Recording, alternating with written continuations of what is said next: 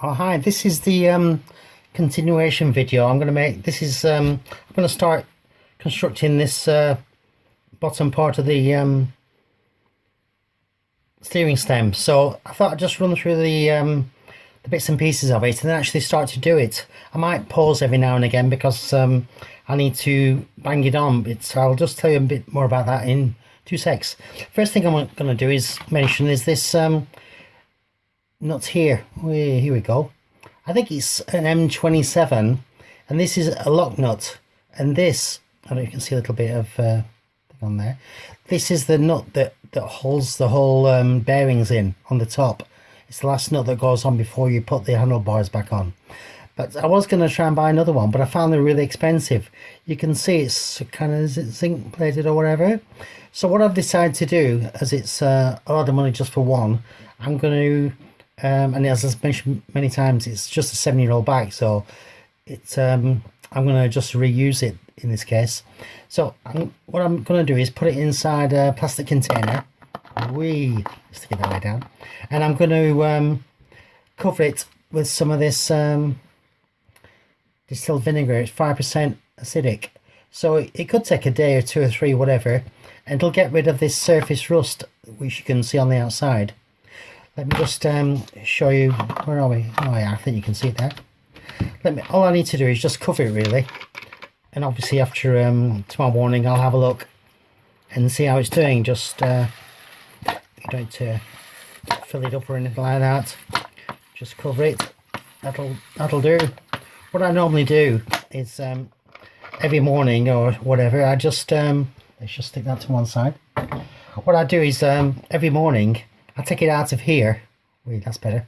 I take it out of here, and obviously it's not going to damage your hands. It's only 5% acidic, and then just give it a really good wash, and then maybe give it a brush with a toothbrush or something, which we have handy here.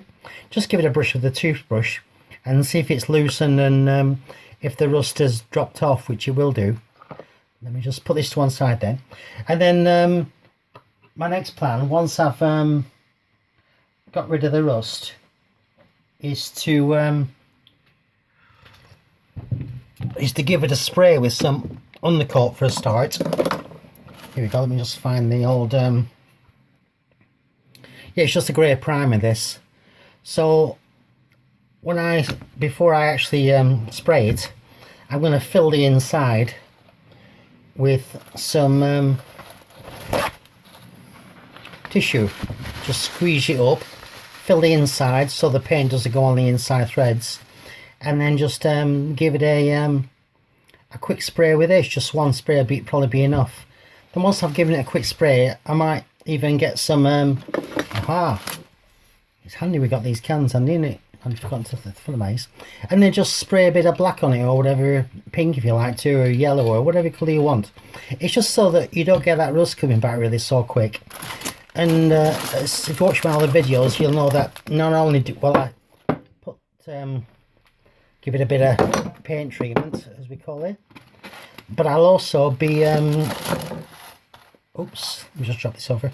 I will also be applying perhaps some of my favourite petroleum jelly, some Vaseline, or the old standard waterproof grease on the outside of it. And I'll be doing it on the inside as well. It's just a lock nut, so no big deal. So the idea is, I've gone to all this trouble of cleaning it up. I don't want it to be rusting again in the next 3 months, do I? So I'm going to do the paint things, the undercoat and the top coat. Then I'm going to put something on the outside to stop it rusting again. And if you do a proper job, obviously you'll not be worried about that, undoing that nut in the future, whatever happens, or the next 20 years hopefully, if we're going to be here. So I think it's all about doing a good job really, and that's what the bottom line is really. Why go to all this trouble and then make a poor job of it? So always do a good job. That's the bottom line really. So the next thing I should mention is this bottom steering stem here. There was some sticky glue around here, I don't know what it was, and it wasn't very flat around this circumference here neither. I'd sprayed it with paint as well, and I think some of that residue was still there. So I get some of the old sandpaper, which is, I think, what's this one? General purpose medium. I think any sandpaper will do, really, just to try and get rid of some of this debris that was lying around here. Because I was thinking that if you leave something around here, something loose, something flaky, whatever, this is where the bearing's going to be. And that flaky bit, you never know, it might get inside the bearings and it's not going to give your bearings a long life. So I think it's all about cleanliness. So I start off with this, and then I did use my little nail file, not a nail file, it's a file, but just a small one, which I just tried using to clean up around the edge, and also using the flat side, which is this. Oh, I keep hiding it. Using the flat side, I cleaned it all up around here, so that when I actually put this back, this is the bottom shim that drops down here onto the bottom, that it will have somewhere a proper basic flat seat to sit onto. So I did just a few minutes ago use this other sandpaper, which is called Wet and Dry. I don't know what I don't know if it's 400s or whatever, but anything will do. But it's just a lot finer than the other sandpaper. There was still some debris on this, so I thought I'd better make a proper job of it and not cut corners. Clean it all up. I also used some white spirit. That's, here it is. Some white spirit, just to try and clean it up. Let's put that out the way as well, just to make sure that it was really clean.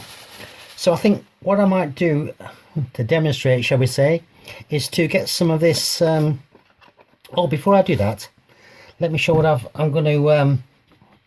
As I mentioned in the previous video, when you try and slide the this shim down here, it doesn't want to go because this is just slightly flared at the bottom. It's slightly wider. So I needed something that's going to push this down sort of evenly. This rubber bung thing, which I've discussed before, this is bigger anyway, so this is no big deal. This will just slide down there with no issues. And as I mentioned before, I'm going to apply some of this red rubber grease. There you go, red rubber grease all over this rubber bung thing before I put it down there. So that's the next step in a moment. But what I did do is I found this diameter of this was about just over 31 millimeters, maybe 32. So I went down to the local do-it-yourself place, and they had this sewage pipe, which just happened to be 32 millimeter inside diameter here. It came in 3 meter lengths. I think it was about £3 for 3 meters. So when I went to the do-it-yourself place, 3 meters, I couldn't carry that easily. So I just took a small saw, and it's only plastic, and then just sawed it into 3 1 meter lengths. I brought it home, and even the 1 meter, of course, is too big. So this, I think, is something around about, I don't know, 400 millimeters or something. Just big enough to extend beyond the steering stem, so I can then, using a wooden block on the top, and also a hammer, which I've got over here. This is a dead hammer or something. What do they call it? There's a special name for them. What does it say on this thing? Oh, club hammer. That's how it's described. There's different weights. I think this is one of the smaller ones. So, but any hammer will do. And then just using a piece of wood on top, just a form of a buffer, rather than hitting this with a hammer. Just use a piece of wood, block of wood or something, or whatever you think, just to make sure you're not going to damage all the edges, block of wood or something. And then using a hammer, this will then push down on not only this shim thing that's going to fit right on the bottom, but also the ball race as well, which I just got wrapped up here. Let me just undo it. The ball bearing race, obviously I'll just put that to one side until I'm ready to put this whole thing back in the frame. But this is the ball race, and as I mentioned before, this is the top where the ball race runs, and this is the bottom. Again, it'll need something to knock it down onto this steering stem, because it just gets stuck here and won't go any farther. So that's what I got this plastic tubing for. I thought this would be ideal, really. You can use this with front forks or whatever. I bought the 32mm, which is a standard one, I think, for the UK, and there's also a 40mm. So I bought 3 meters of that while I was there, As I said, it was like £6 something for 3 meters of each, so really cheap stuff. I don't know what diameter. I think it's 3 meters. I don't know if it's about, don't know, 1.5, 2 millimeters, maybe even 3 millimeters thick, the wall. But obviously you can't have a flexible one. You need a bit of a wall there.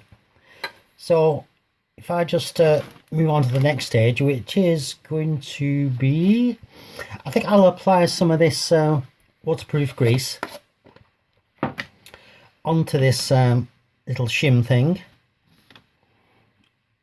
At least, as I say, it has got a bit of a curve, but that's the way it just goes, so it doesn't matter if it's curved or not. It's just the seating for the bottom of the thing. So if I just stick some of this waterproof. So this is the messy bit, as I say, or the bit that some people enjoy. And this, of course, is going to go all the way down here. Ooh. I'm also going to cut all the way around here with this waterproof grease, of course. And as I've maybe commented before, I'm going to apply this Vaseline up this stem as well.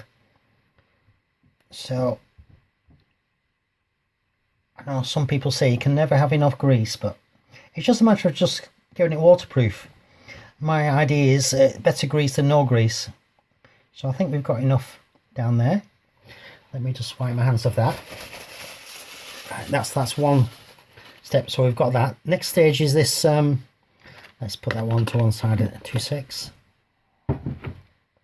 Oh, what I have on here, which I'll just show you. This is the saw I just used to cut the plastic pipe. I think any saw will do, really. I think this normally cuts metal, but it's got a fine tooth on it.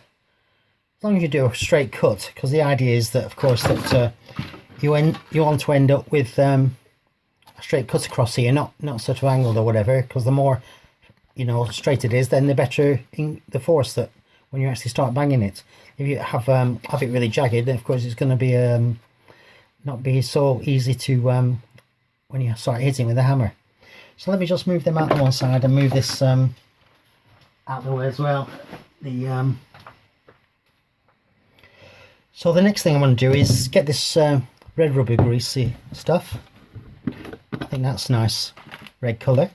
I'm going to coat this with this red rubber grease. Not only on the outsides, but of course down this centre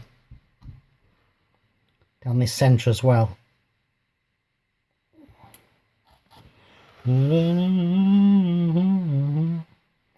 Yep. And it just forms some sort of buffer, I think, at the bottom, really. Cushioning, I suppose, is the right word, isn't it? So I think that's maybe enough of that. What I'll do, I'll just put this to one side, and then I'll use this this piece of plastic, and I'll see if I can just using the hammer and the piece of wood, that I can actually get this to bottom. I'll do that. I'll just clean my hands and I'll do that, because I need to do it on the floor. I can't do it on here. It's too it won't be successful. So I'll just pause the video while I just do that, and then it's immediately I've done it, I'll turn on again, ready for the rubber, and then we'll put the bearing race in. So let me just pause 2 seconds. As you can see, the when I try to put the plastic on this lower shim, it just dropped down automatically. So it's just a tight fit. And then what I've done, I've put the rubber bung, or whatever they call it, buffer down there. There's loads of room around that as well, as you can see. It's just so the last thing is this. This is the actual ball race. You got to make sure, of course, before you put it on, which way around it is. So you can see the ball race part is on the top. You can see that through there, and that's the bottom. The bottom's got a bit of a flat. So unbeknownst to me, I hadn't turned the camera back on, but I've done that now. So I've covered this on the inside and all around here with this waterproof grease, which you can see here. So let me just close up the can again. As I mentioned, it's this, I don't know if it's made in Canada or whatever. Yeah, made in Canada. Nothing wrong with Canadian stuff, is there? So it's you know, any grease, to be honest, will do really. It's just into this this stuff here, the blue stuff. Lear Chemical Research Corporation. Website's learchem.com. Lear. I want to read of that if you want to actually look at. Does it say? Is it? Can you see that? Hopefully you can. Okay, so let me just put that to one side. Then what I'm going to do, I'm going to put this on here. I need to put this steering stem on the floor to do this, really. So let me just pause it 2 seconds while I do that, and then I'll be back to show you what's happened or not happened. Here we go. So what's the good news? The good news is once I put the plastic down there and got my hammer and my piece of wood, it actually dropped within, I don't know, 1/4 of an inch to the bottom. So I just give it a slight tap with the hammer and it's sort of dropped almost in situ. So I think what I'll do is the next step is going to take this to the frame, put the bearing race, which is this thing here, put plenty of grease on it, of course, and then actually mount this back onto the frame. And I think when I start to tighten it up from the top, it'll pull this even better. It's not perfectly down flat, but I think once I apply it some screwing from the top, then it'll pull it up even more. So I think that's seems to have gone down easily. I was expecting a big problem and it was no problem. A mountain becomes a molehill, or vice versa, usually. So that's the next step. So before I once I do get it all set up and I'm ready to put the top ball race in or whatever, then I'm going to put this Vaseline all the way down here, really, just so there's no chance of any rust at all, really. Might as well keep it clean. So that's all there is, I think, for this stage. Is there anything else I've forgotten about? Oh yeah, get plenty of paper towel, of course. Always handy to get your hands clean. And also what I'll do is I can report on the success or whatever of this nut, this lock nut that's going to go on the top before the steering stem. Might as well show the steering stem. I've got it around here somewhere. I'm actually still painting the steering stem. Ooh. This is the steering stem, and this this bit here, this is what actually drops down onto, I don't know if you can do this. Yeah, this drops down here, of course. Oh, and there's a I just put it. There's a nut and a bolt goes through here, and there's a hole in the steering stem. You can see that. Not very well. There's a hole here, and the bolt passes through this hole, and it's got a nut on the other side of this that stops it A, coming off, and B, twisting as well. I need to find the nut really where I put it. So I'm going to carry on with a bit more work on this set of handlebars. I'm going to give them a spray. I've already applied the undercoat and I've just brushed some black on it. I don't know if I've even sprayed some black, but I need to just spray it a bit more really. Then apply some clear lacquer. Then I'm ready to fit them again. Once I've sorted that steering, of course. Let me just put them back out of the way. So I think that's all for today. Next step will be, next video hopefully will be out with the putting this whole steering stem back into the frame, if it's nicer weather later in the week. Okay, see you later.